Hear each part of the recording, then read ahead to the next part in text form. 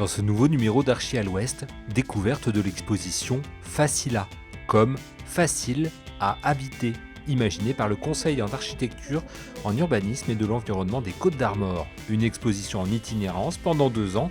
Ces 2 pavillons, conçus par le CAE 22, accueillent une série de 6 témoignages pour réfléchir à comment et où habiter quand l'âge et la dépendance avancent. Rencontre avec Monique, Chantal, Jean-Yves, Michel et André pour évoquer leur lieu de vie, leur choix de bien vieillir dans un cadre épanouissant. Habiter facile pour mieux vivre demain, c'est maintenant et c'est dans Archi à l'Ouest. Christophe, bonjour. Bonjour. On se trouve dans l'un des 2 pavillons de cette exposition, Facila. Alors ce titre déjà d'exposition, est-ce qu'on peut l'expliquer ? Alors Facila, c'est facile à habiter. C'est un sujet qui nous préoccupe depuis maintenant 2 ans. L'objet de cette exposition itinérante, c'est de sensibiliser le public, les seniors, les pré-seniors, à l'idée qu'ils vont certainement devoir vieillir chez eux. D'ici 2040, un Français sur 4 aura plus de 65 ans. Donc la question de la vieillesse sur notre territoire est une question collective importante, voire grave. Et l'objet de cette expo, c'est justement de la traiter de façon détendue, agréable, en présentant des témoignages, le témoignage de personnes âgées qui ont, au fil de leur existence, choisi un parcours résidentiel particulier. Et en écoutant ces témoignages, c'est aussi se questionner sur, pour chacun de nous, le parcours qu'on va choisir. Alors, pour les seniors, il s'agit pour la plupart des témoins de seniors, les choses sont entendues. Le public qu'on souhaite sensibiliser aussi particulièrement, c'est le public pré-senior. À partir de quel âge on est pré-senior, c'est ça ? Alors, c'est la question qu'on se pose tous. Et le pré-senior, il est caractérisé par sa situation économique principalement, à savoir il n'est pas encore en retraite, il n'a pas subi la baisse de pouvoir d'achat attachée à la retraite.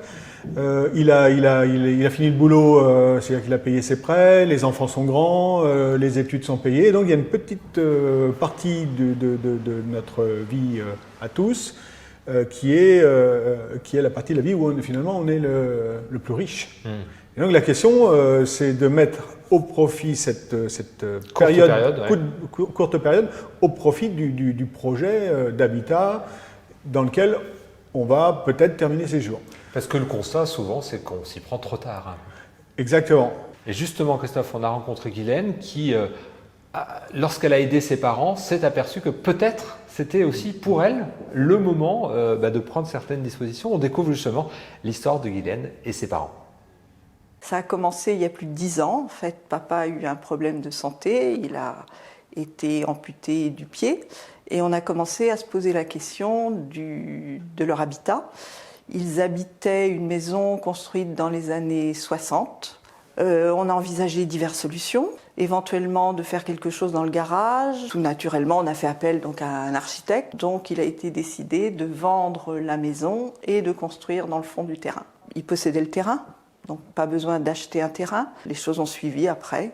La division du terrain, la vente de la maison et puis la construction de cette maison. Dehors, il fait toujours un peu froid. Et puis je ne vais pas bien loin. Mais ici, en faisant 4-5 tours, je fais plusieurs fois. C'était 10 ans de temps, on n'a pas eu un rhume ni bronchite qu'il faisait souvent, lui. Il y a que l'année dernière qu'on a fait une espèce de grippe, là. Je pense que c'est positif, bien sûr, mais certainement ça aurait gagné à être pensé avant et à être fait peut-être 10-20 ans avant. Ce qui veut dire que peut-être, à mon âge, il faut commencer à y penser. Christophe, cette exposition, elle prend place dans 2 pavillons qui sont démontables, qui sont transportables, donc elle va être itinérante. Pour l'instant, c'est Saint-Brieuc, pendant 3 semaines, et puis après, il y a déjà d'autres étapes qui sont prévues. 3 semaines Saint-Brieuc, ensuite 3 semaines Guingamp, et puis au fil des 2 années à venir, ces pavillons vont se déplacer sur tout le département, et toujours accompagnés des acteurs qui localement vont finalement le remplir par une multitude d'ateliers et d'animations. L'expo sera accompagnée de conseils. Alors on fait, nous au CIE, depuis longtemps du conseil, ce qu'on appelle le conseil particulier. On accompagne le particulier lorsqu'il dépose son permis de construire. Là, c'est un sujet un tout petit peu différent. Et pour être le plus pertinent possible, ce conseil sera produit simultanément par un ergothérapeute et un architecte. Ce qui fait que quand le particulier sortira, il aura une réponse la plus complète possible sur la question et il pourra revenir et il pourra aussi se rapprocher d'entreprises qui vont lui permettre de mesurer à peu près la quantité de travaux, la nécessité de travaux, le coût des travaux nécessaires pour adapter son habitat, pour le transformer, pour l'améliorer, pour le rendre plus confortable. Donc ça, c'est toute une partie du travail qui va être parallèle finalement à l'expo. Christophe, merci beaucoup. On va continuer cette émission avec Benoît qui a justement sélectionné les différents scénarios qui sont exposés ici dans Facila pour justement voir quelles sont les solutions pour continuer à habiter de manière positive et joyeuse.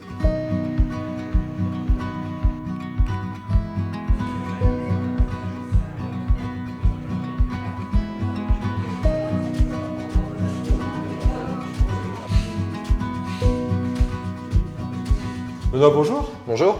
On se trouve dans ce pavillon donc, de l'exposition Facila avec ces 6 scénarios qui ont été choisis par vos soins. Quelles histoires vous avez voulu choisir pour illustrer ce propos du parcours résidentiel? L'idée principale, c'était de dire que chacun a un parcours singulier et donc on ne peut pas être exhaustif au sein de l'exposition. On ne pouvait pas traiter l'ensemble des personnes, des seniors. Ce n'est pas des solutions qu'on propose, hein. C'est plus des témoignages. C'est plus des témoignages, oui.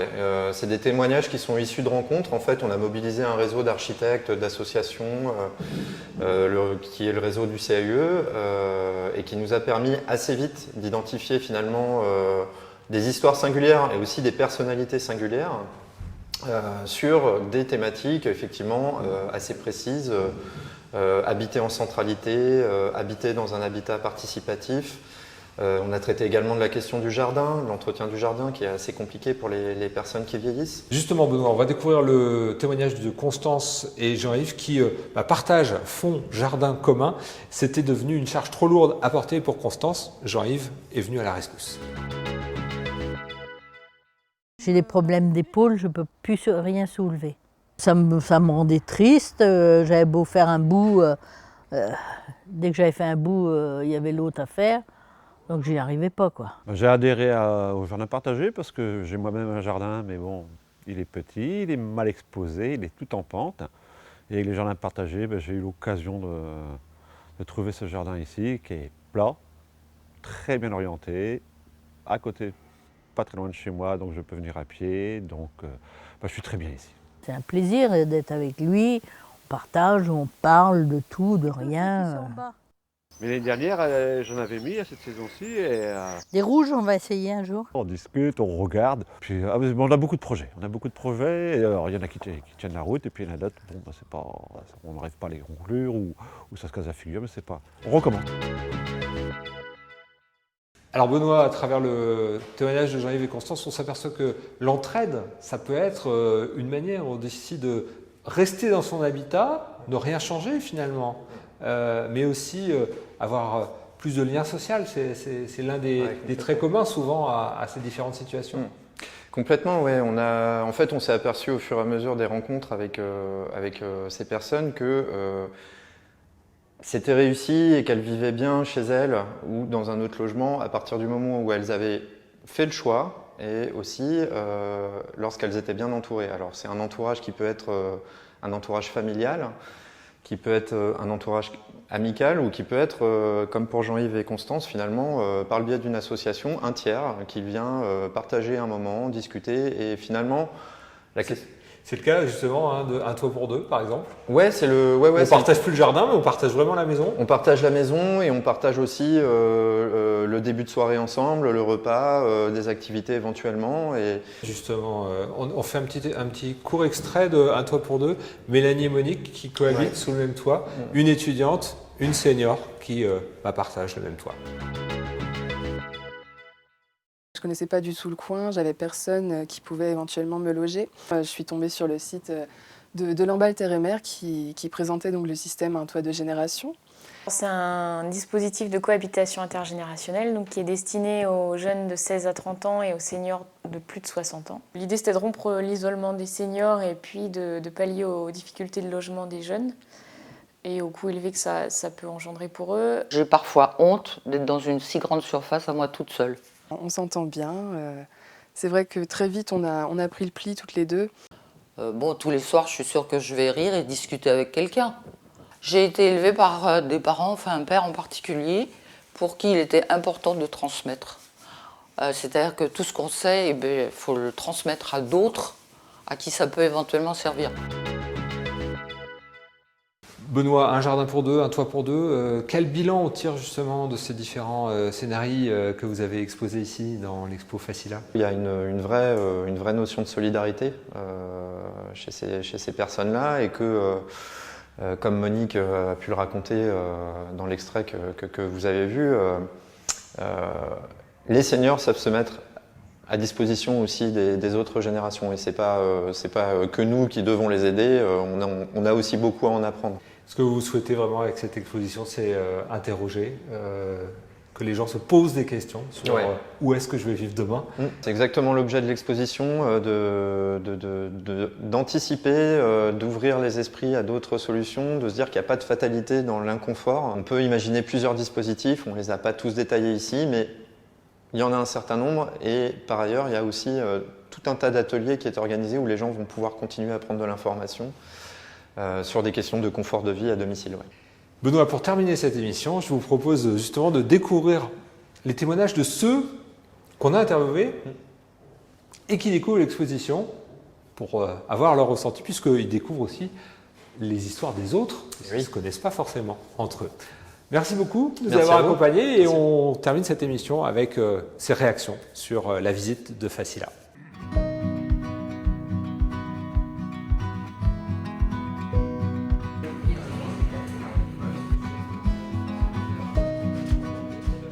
Ça m'émeut beaucoup de me voir en grand comme ça, voilà. C'est plus qu'une photo normale, disons. Donc voilà, et je trouve ça intéressant de voir tout ce qui est possible de faire. J'ai regardé les autres expos aussi, c'est des nouvelles façons de faire, je trouve ça sympa. Je fais partie d'une association de personnes du troisième âge, donc on en parle, on réfléchit de qu'est-ce qu'on peut faire, etc. Mais je me rends compte que les gens ont beaucoup de mal à quitter leur maison. C'est ma maison, moi, elle est sur 3 niveaux, c'est tout en pente. Elle n'est pas pratique, mais elle est sympa, je me sens bien là, mais ça m'étonnerait que je puisse rester là très longtemps, quoi. Non, mais, ouais, il faudrait que je vois autre chose, mais je voudrais rester un peu dans le quartier. Je n'ai pas d'idée, puis j'y pense, mais puis après, je pense pas à autre chose, et puis bon, voilà, c'est bien.